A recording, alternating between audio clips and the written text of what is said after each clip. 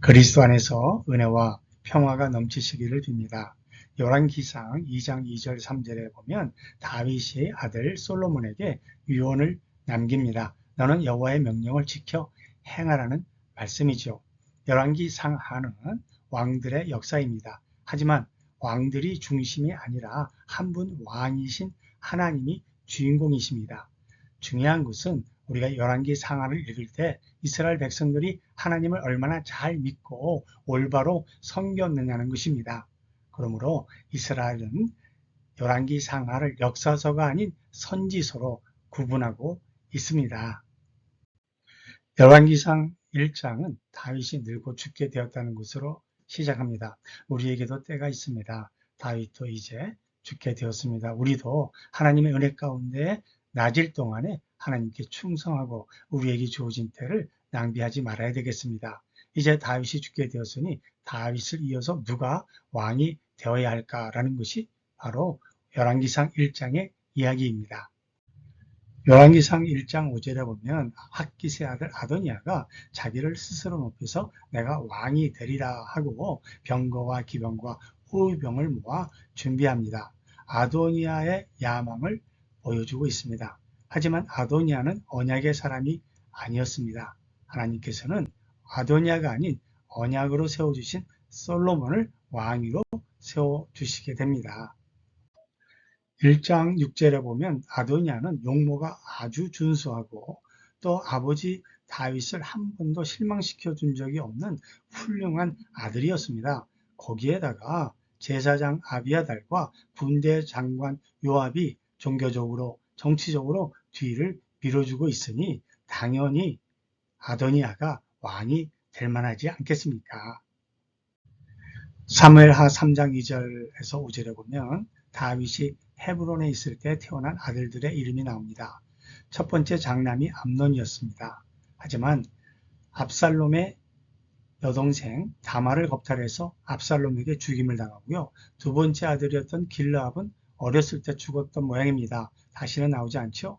또 압살롬은 반정을 일으켜서 장군 요압에게 죽임을 당합니다. 그래서 네 번째 아들 아도니아가 서열로 볼 때는 장남이 됩니다. 그래서 왕이 될 만한 사람이 될 수 있었습니다.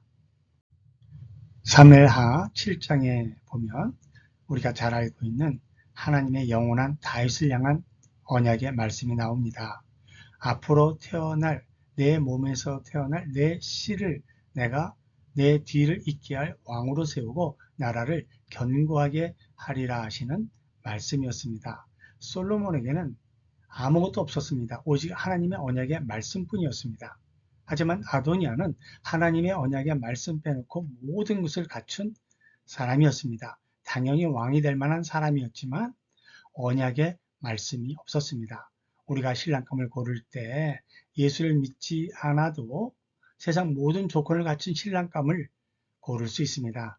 하지만 현재로 볼 때에는 아무것도 가진 것이 없고 볼품이 없는 사람이라 할지라도 하나님의 언약의 말씀에 굳게 서 있는 신랑감이라면 둘 중에 어떤 사람을 선택하시겠습니까?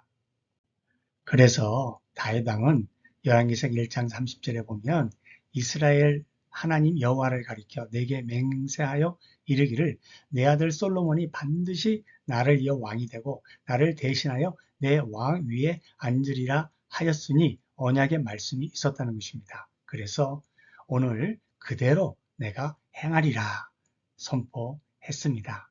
사랑하는 성도 여러분, 오늘 또 우리는 우리의 관심사가 어디에 있습니까? 우리의 눈으로 보고 내 경험으로 보고 조건과 상황을 살펴서 내리는 결정이 아니라 하나님의 언약의 말씀이 무엇인가를 우리가 깊이 묵상하고 영적인 생각으로 우리의 삶을 돌아볼 수 있기를 바랍니다. 그래서 하나님께서 뜻하시고 원하시는 일들이 우리의 삶 가운데서 이루어질 수 있는 복을 받는 백성들이 되어야 하겠습니다. 베드로전서 5장 6절의 말씀입니다. 그러므로 하나님의 능하신 손 아래에서 겸손하라. 때가 되면 너희를 높이시리라. 다윗도 겸손해서 사울 왕을 죽일 수 있는 두 번의 기회가 있었지만 기름 부은 왕을 스스로 해치지 않고 때를 기다릴 때에 하나님께서 그를 높여주셨습니다.